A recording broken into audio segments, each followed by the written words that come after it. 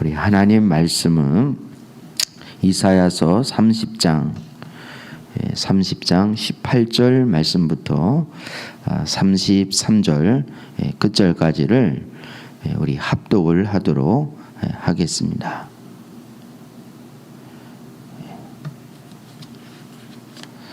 합독을 하겠습니다. 이사야 30장 18절 말씀부터 33절입니다. 그러나 주님께서는 너희에게 은혜를 베푸시려고 기다리시며 너희를 불쌍히 여기시려고 일어나신다. 참으로 주님께서는 공의의 하나님이시다. 주님을 기다리는 모든 사람은 복되다. 예루살렘에 사는 시온 백성아, 이제 너희는 울 일이 없을 것이다. 내가 살려달라고 부르짖을 때에 주님께서 틀림없이 은혜를 베푸실 것이니 들으시는 대로 너희에게 응답하실 것이다. 비록 주님께서 너희에게 환난의 빵과 고난의 물을 주셔도 다시는 너희 스승을 숨기지 않으실 것이니 내가 너희 스승들을 직접 뵐 것이다. 내가 오른쪽이나 왼쪽으로 치우치려고 하면 너희 뒤에서 이것이 바른 길이니 이 길로 가거라 하는 소리가 너희 귀에 들릴 것이다. 그리고 너는 내가 조각하여 은을 입힌 우상들과 내가 부어 만들어 금을 입힌 우상들을 부정하게 여겨 마치 불결한 물건을 내던지듯이 던지면서 눈앞에서 없어져라 하고 소리칠 것이다. 내가 땅에 씨앗을 뿌려 놓으면 주님께서 비를 내리실 것이니 그 땅에서 실하고 기름진 곡식이 날 것이다. 그때에 너희 가축은 넓게 트인 목장에서 풀을 뜯을 것이다. 밭가는 소와 나귀도 아무 것이나 먹지 않고 키와 푸삽으로 까부르고 간을 맞춘 사료를 먹을 것이다. 큰 사륙이 일어나고 성의 탑들이 무너지는 날에 높은 산과 솟은 언덕마다 개울과 시냇물이 흐를 것이다. 주님께서 백성들의 상처를 싸매 주시고 매맞아 생긴 그들의 상처를 고치시는 날에 달빛은 마치 햇빛처럼 밝아지고 햇빛은 7배나 밝아져서 마치 7날을 한데 모아놓은 것과 같이 밝아질 것이다. 주님의 이름이 곧 그 권세와 영광이 먼 곳에서도 보인다. 그의 진노가 불처럼 타오르며 노기가 치솟는 연기처럼 하늘을 찌른다. 그의 입술은 분노로 가득하고 혀는 마치 태워버리는 불과 같다. 그의 숨은 범람하는 강물 곧 목에까지 차는 물과 같다. 그가 파멸하는 키로 민족들을 까부르시며 미혹되게 하는 재갈을 백성들의 입에 물리신다. 그러나 너희는 거룩한 절기를 지키는 밤처럼 노래를 부르며 피리를 불며 주님의 산으로 이스라엘의 반석이신 분에게로 나아가는 사람과 같이 마음이 기쁠 것이다. 주님께서 맹렬한 진노와 태워버리는 불과 폭풍과 폭우와 돌덩이 같은 우박을 내리셔서 주님의 장엄한 음성을 듣게 하시며 내리치시는 팔을 보게 하실 것이다. 주님께서 몽둥이로 치실 것이니 아시리아는 주님의 목소리에 넋을 잃을 것이다. 주님께서 그들을 치시려고 예비하신 그 몽둥이를 그들에게 휘두를 때에 주님의 백성은 소구 소리와 수금 소리로 장단을 맞출 것이니 주님께서 친히 아시리아 사람들과 싸우실 것이다. 이미 오래전에 불타는 곳을 준비하셨다. 바로 아시리아 왕을 태워 죽일 곳을 마련하셨다. 그 불구덩이가 깊고 넓으며 불과 땔감이 넉넉하다. 이제 주님께서 내쉬는 숨이 마치 유황의 강물처럼 그것을 사르고 말 것이다. 아멘.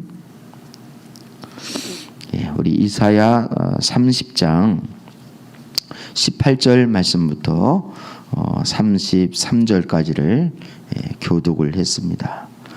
하나님께서 유다를 징계하시고 심판을 하시지만 그들이 돌이키기만을 하나님이 이제 기다리셨다라는 것을 말씀을 하고 계시고요. 그리고 하나님께서 이제 돌이킬 때 하나님의 은혜가 어떻게 임할 것인가라는 것을 26절까지 19절 말씀부터 26절까지를 말씀하고 있고요. 27절부터 33절까지는 이제 하나님께서 아시리아를 벌하실 것에 대해서 이제 말씀을 하고 있는 것을 보게 됩니다. 그 이사야서를 우리가 살펴보면서 하나님이 계속 이사야 선지자를 통해서 우리에게 이제 강조하고 있는 것이 무엇인가라는 것을 우리가 볼 수 있어야 됩니다. 그것은 다른 것이 아니라 하나님을 찾으라는 것과 그리고 하나님께 돌아오라는 것입니다. 하나님을 찾고 하나님께 돌아오게 오는 것이 무엇인가? 그것은 하나님 앞에 회개하는 것입니다. 회개하며 하나님 앞에 주님을 찾고 주님께 돌아오는 것입니다. 그렇게 그것이 공의의 하나님이 공의의 하나님에게 그 백성들이 해야 할 그러한 의무라 그럴까요? 백성들이 반드시 그렇게 해야만 하나님의 역사가 이루어지는 것입니다. 우리는 예를 들면 이런 거예요. 우리가 어떤 이제 우리 매스컴에서 가끔씩 그런 걸 보잖아요. 국회의원 자녀나 아니면 위정장 뭐 장관이나 아니면 국무총리나 이렇게 나라에서 높은 자리에 있는 사람들 자녀들이 이렇게 그 아빠 찬스, 엄마 찬스 이런 것으로 직장을 들어가거나 학교에 입학을 하거나 이러면 그런 뉴스를 보게 되면 이제 많은 국민들이 그것에 대해서 되게 낙심을 하고 실망을 합니다. 그래서 이 나라가 뭐 공의가 제대로 있느냐 아니면 백성들의 형평성이 이제 제대로 되고 있는 나라냐라는 거에 대해서 분노를 느끼면서 그 부분을 이제 불평을 하죠. 그런데 우리는 하나님께 대해서도 마찬가지라는 거예요. 하나님께 대해서는 우리가 기회만 있으면 하나님께 찬스를 쓰려고 그래요. 하나님 이번만 봐주시죠. 아니면 이건 그냥 넘어가시죠. 아니면 제가 이러이런 상황인데 빨리 하나님께서 도와주시죠. 이런 식으로 하나님 앞에 계속 찬스를 쓰려고 그래요. 근데 우리 하나님은 오늘 18절 말씀에 보면 18절 후반절에 보면 그런 말씀이 있어요. 참으로 주님께서는 공의의 하나님이시다 이렇게 말씀해요. 하나님은 어떤 하나님이라고요? 공의의 하나님이에요. 그러니까 하나님은 그 백성들이 자신들의 죄를 고백하고 돌이켜서 회개하지 않으면 하나님의 역사가 일어나고 싶어도 일어나지가 않는 거예요. 우리는 왜 하나님이 이렇게 부흥을 천천히 주시는가? 하나님 왜 회복을 늦게 하시는가? 이런 부분에 답답함을 느끼죠. 그런데 주님은 우리에게 말씀하시기를 너희 답답함보다 내가 더 답답하다. 너희 기다림보다 내가 더 기다린다. 이렇게 주님 말씀하시는 거예요. 우리 18절 말씀을 다시 한번 오늘 본문 말씀 이사야 30장 18절 말씀을 다시 한번 읽어보도록 하겠습니다. 18절 그러나 시작. 그러나 주님께서는 너희에게 은혜를 베푸시고 기다리시며 너희를 불쌍히 여기시려고 일어나신다. 참으로 주님께서는 공의의 하나님이시다. 주님은 기다리는 모든 사람은 복되다. 이렇게. 여러분 주님께서 은혜 베푸시려고 기다리시며 이렇게 되어 있죠. 그러나 이렇게 그러나라는 말씀은 우리 어제 말씀 살펴본 것처럼 어제 말씀과 이제 대조를 이루는 것입니다. 어제 하나님께서 이스라엘 백성들에게 너희는 회개하고 마음을 편안하게 하여라. 구원을 받을 것이며 잠잠하고 신뢰하여라. 쉼을 얻을 것이다. 그러나 너희는 그렇게 하기를 바라지 않는다. 이렇게. 하나님이 징계를 하고 사인을 주시고 책망을 하셔도 이스라엘 백성들이 회개하려고 하지 않는다는 거예요.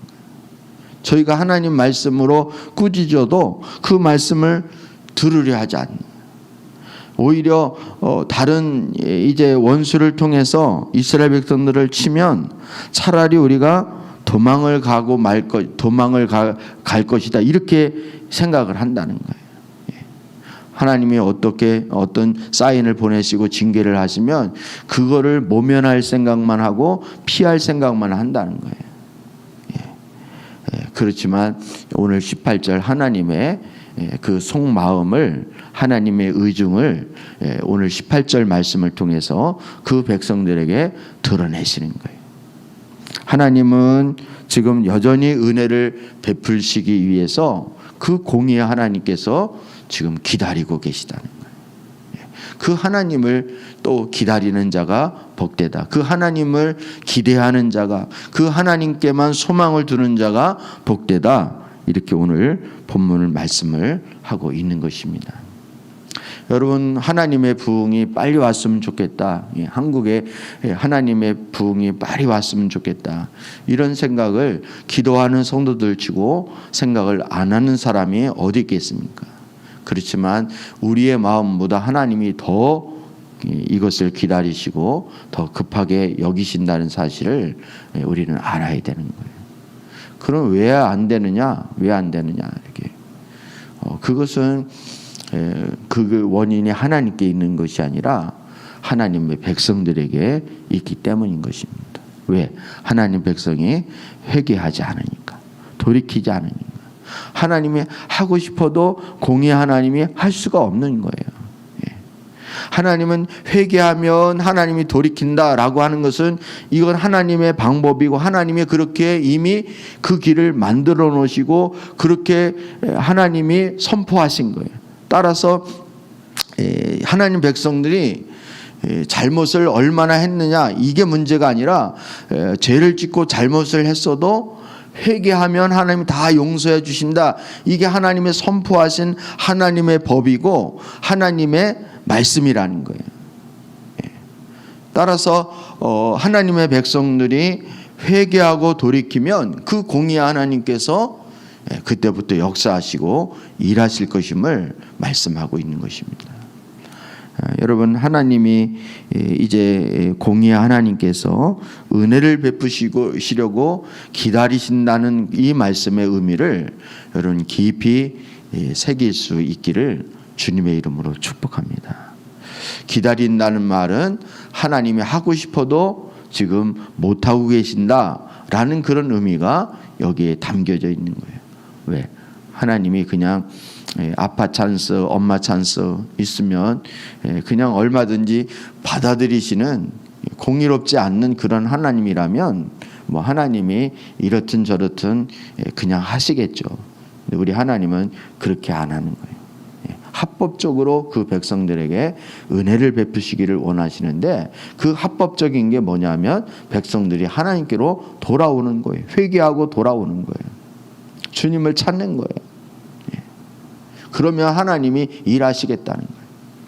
여러분 19절 말씀부터 26절까지 26절까지를 보면 하나님이 그 백성들에게 어떻게 은혜를 베풀어 주시는지, 즉 하나님의 회복이 되어지면 그 백성들에게 어떤 축복이 임하게 되어지는지를 아주 자세하게, 아주 구체적으로 말씀을 하고 있습니다. 여기에서 한 5가지를 이 큐티책에 아주 잘 기록이 되어 있는데요. 우리 큐티 교재책에 이 5가지를 잘 기록이 되어 있는데, 저는 이 부분이 굉장히 중요하다고 생각이 됩니다.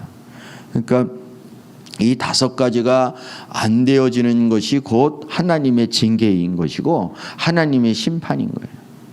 또 반대로 얘기하면 이 5가지가 회복이 되어지는 것이 곧 하나님의 부흥이고 하나님의 은혜가 그 백성들 가운데 임하게 되어지는 것입니다.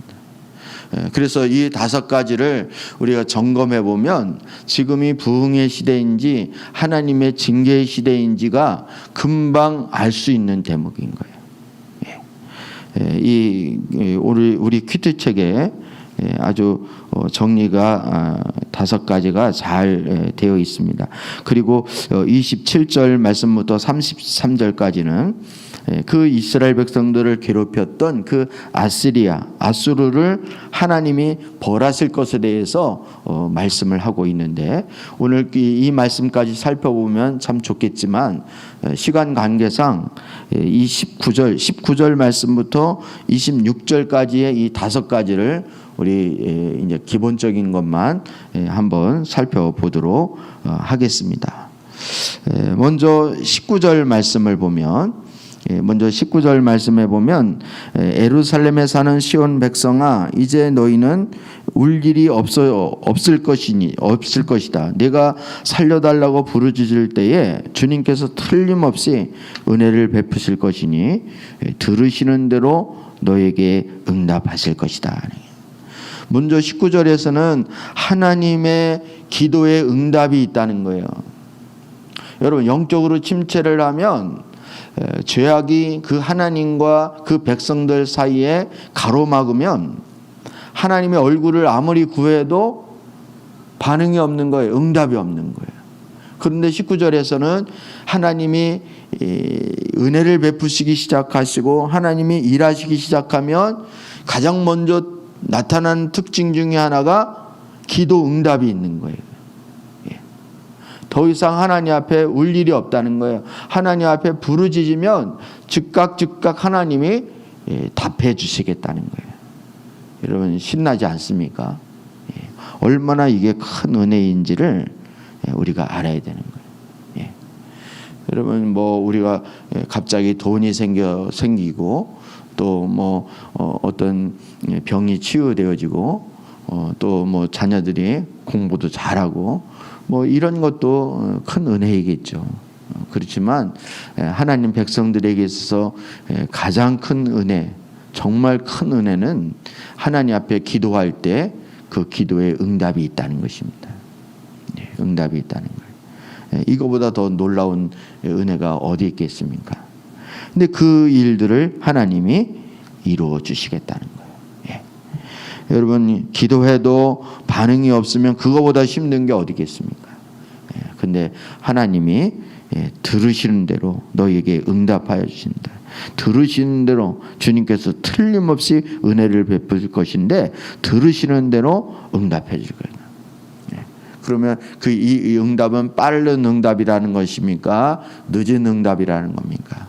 하나님이 빨리 응답해 주시겠다는 뜻이에요. 내가 살려달라고 부르짖을 때에 주님께서 즉시 응답해 주신다는 거예요. 그 다음에 20절, 21절 말씀을 보면 이 21절 말씀에 보면 말씀의 회복이 있는 거예요. 말씀에 대한 깨달음이 있다는 거예요. 그래서 20절, 비록 주님께서 너희에게 환난의 빵과 고난의 물을 주셔도 다시는 너희의 스승들을 숨기지 않으실 것이니 내가 너희의 스승들을 직접 뵐 것이다. 내가 오른쪽이나 왼쪽으로 치우치려 하면 너희 뒤에서 이것이 바른 길이니 이 길로 가거라 하는 소리가 너희 귀에 들릴 것이다.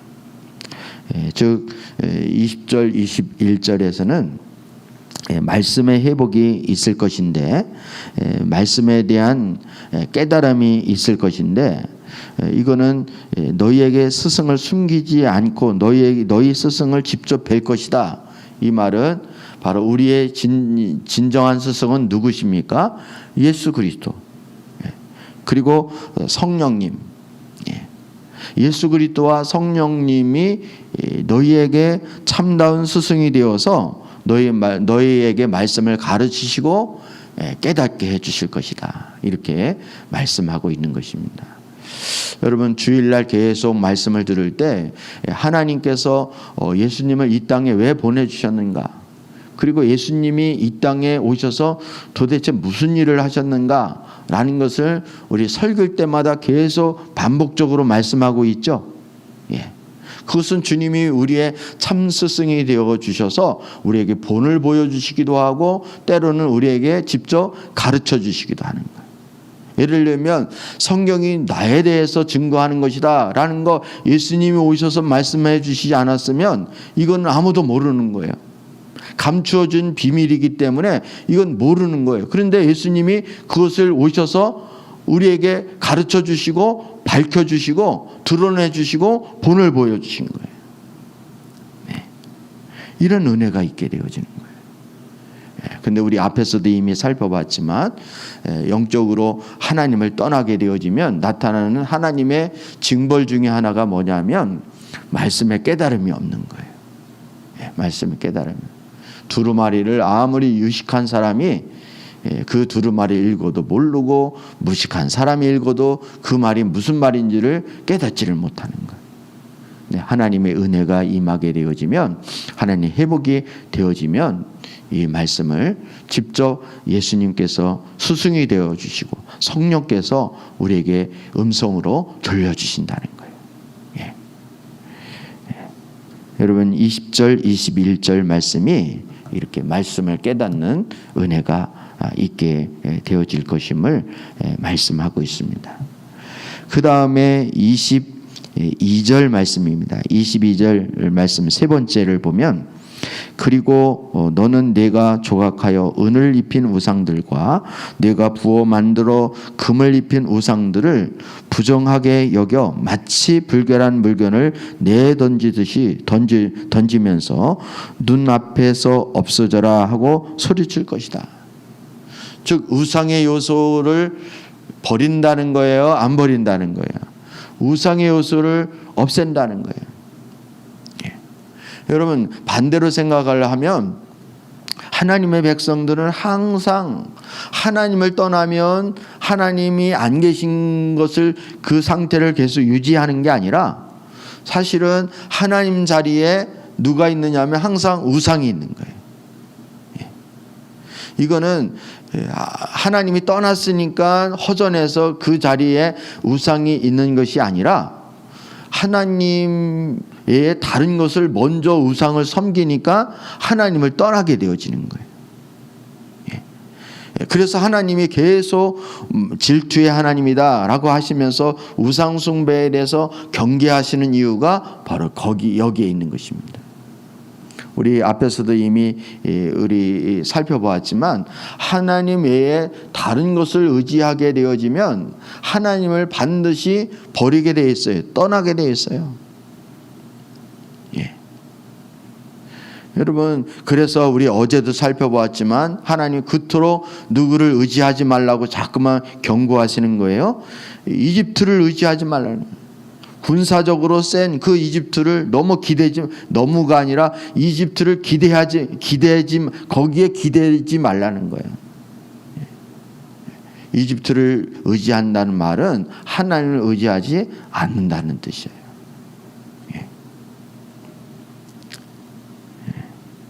여러분, 심지어는 우리가 이렇게 하나님만, 우리는 성도님들은 그런 생각 많이 하시잖아요.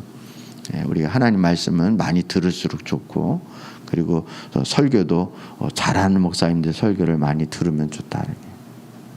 물론 이론상으로는 그게 맞아요.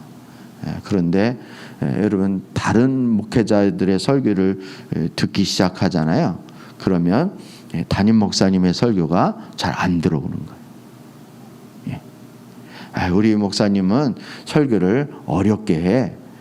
이런 이미지가 우리 가운데 이렇게 있게 되어지면 진짜 그게 진실이 돼버리는 거예요. 그게 진실이 돼버려. 자기 자신에게. 그러니까 아예 그런 선입견을 가지고 계속 듣게 되어지는 거예요. 그러니까 은혜가 안 되어지는 거죠. 그래서 성경에 한 목사의 설교만 들으라 뭐 이런 말씀은 없지만 우리가 많은 설교를 들어야 이렇게 더 유익하고 더 우리가 풍성하고 좋을 것 같지만 사실은 그렇지 않은 거예요. 신앙도 마찬가지입니다. 뭐 이 신도 섬기고 저 신도 섬기고 그러다가 뭐 재수 좋으면 잘 걸려 들으면 더 복을 받을 거 아니냐 이렇게 생각을 하는데 이거는 정말 잘못된 것입니다. 오로지 하나님만을 의지하는 우상적인 요소가 없이 우리가 일심으로 오직 온 마음으로 하나님을 사랑하는 그런 마음이 우리에게 있어야 되는 거예요. 부흥의 때가 되어지면 우상의 요소가 있으면 정말 화들짝 놀라고 그 우상을 그냥 버리는 거예요. 오늘 본문 말씀에서 그렇게 말하잖아요. 이 불결한 물건을 내던지듯이 던져버리거든요. 영적으로 침체하면 하나님 은혜가 임하지 않으면 우상을 끌어안고 있어도 그게 우상인지 아닌지 잘 모르는 거예요. 근데 내가 정말 이것 때문에 하나님을 못 사랑했구나. 이것 때문에 내가 하나님을 전적으로 의지하지 못했구나. 하나님을 사랑하지 못한 이유가 이것 때문이구나. 라는 것이 확연하게 보이게 되어져요. 그러면 화들짝 놀라서 그냥 이렇게 확 버리게 되어지는 거예요. 저는 제일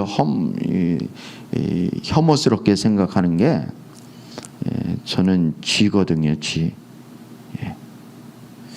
저희 딸들은 벌레만 보면 와 그냥 막 소리를 지르고 난리를 치는데 저부터 막 불러요. 그러면 제가 쫓아가서 벌레를 잡아주는데 저는 쥐를 보면 그렇게 아주 온몸이 막 오싹오싹 이렇게 되어지는 것 같아요. 그런데 마치 그런 것을 품고 있는 것처럼 그렇게 화들짝 놀라게 된다는 거예요.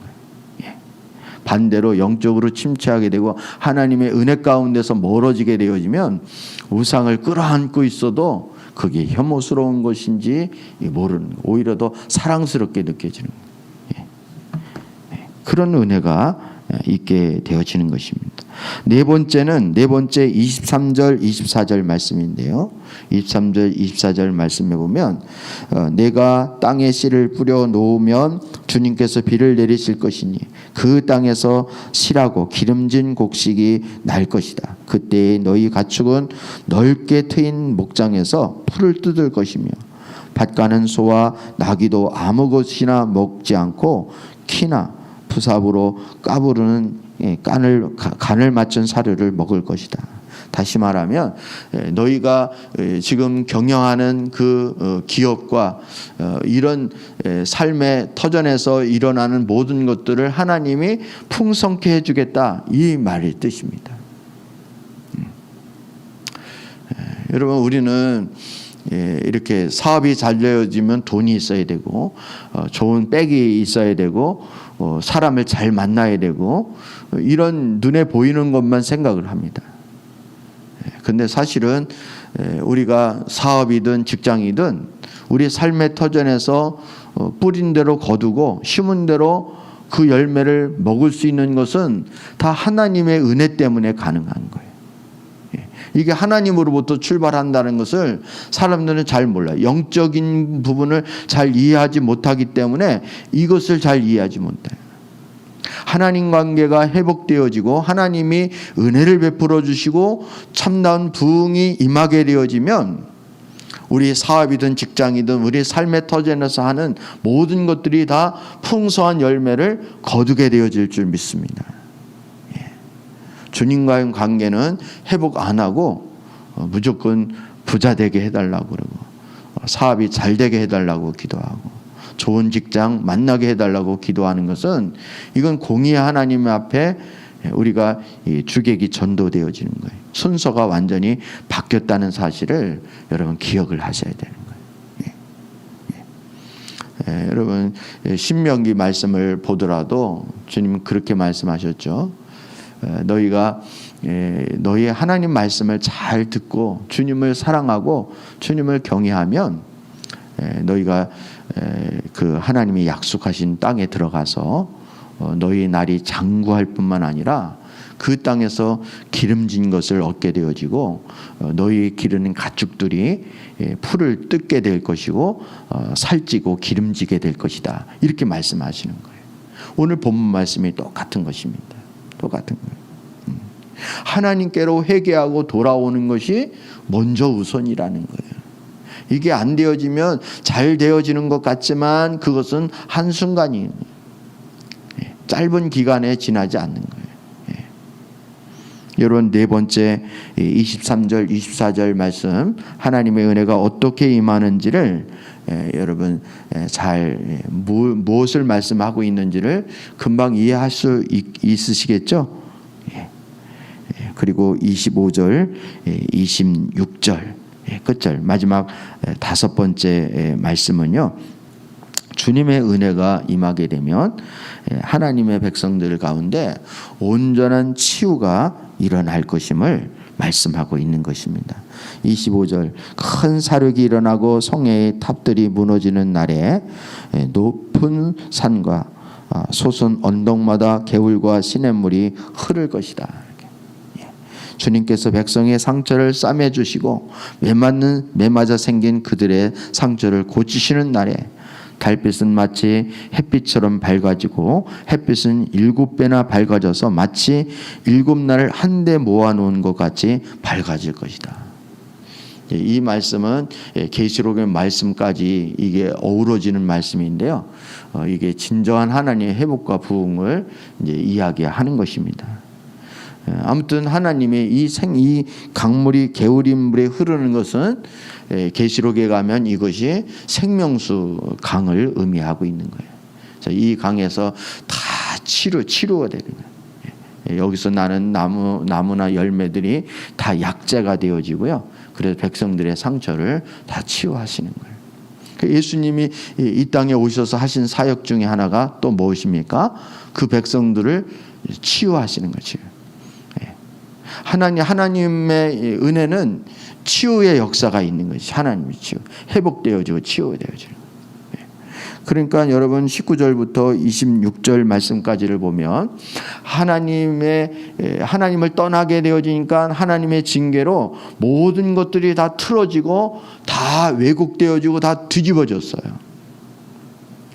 기도 응답도 안 되고 말씀도 깨달아지지 않고 백성들은 우상 숭배 가운데 빠져 있고 그리고 뭐 밭을 갈아도 가축을 길러도 제대로 이게 경영이 안 되어지고 그리고 백성들은 온갖 여기저기 아픈 투성이고 근데 하나님의 은혜와 회복이 되어지면 이 모든 것 왜곡되고 바뀌어진 것 틀어진 것들이 다 바로잡아지요. 그래서 온전한 하나님 나라가 이루어지게 되어지는 것입니다. 여러분 이런 은혜가 우리 개인과 우리 교회와 나라와 민족 가운데 하나님의 이 회복과 부흥, 하나님의 은혜가 온전히 회복되어질 수 있기를 주님의 이름으로 축복합니다. 그래서 특별히 오늘 여러분이 묵상할 말씀은 19절 말씀부터 26절 사이의 말씀을 여러분이 이게 하나님의 은혜가 이렇게 임하는구나 라는 거예요. 우리는 이런 것들을 구체적으로 기도할 수 있는 하나님의 자녀가 되어져야 해요. 근데 여러분 19절과 26절은 그냥 이루어지는 것이 아니라 뭐를 전제로 하고 있다? 오늘 18절을 전제로 하고 있는 거예요. 18절. 하나님 백성이 하나님이 기다리고 공의의 하나님께서 지금 기다리고 계신 거예요. 뭘 기다리고 계실까요? 그 백성들이 돌아오기를 기다리고 계시는 것이고 회개하기를 기다리고 계신 거예요. 18절을 더 잘 이해하려면 15절을 염두에 둘 수 있었으면 좋겠습니다. 15절이 하나님의 속마음을 드러내신 거예요. 하나님이 어떻게 하기를 이스라엘 백성들에게 원하시는지 주 이스라엘의 거룩하신 하나님이 이렇게 말씀하신다. 너희는 회개하고 마음을 편안하게 하여야 구원을 받을 것이며 잠잠하고 신뢰하여야 힘을 얻을 것이다. 회개하고 돌아오고 하나님만을 믿어야 할 것에 대해서 말씀을 하고 있습니다. 아무튼 이런 은혜가 우리 사랑하는 온 성도님 가운데 임할 수 있기를 주님의 이름으로 축복합니다. 우리 이 시간 기도로 하나님께 나가기를 원합니다.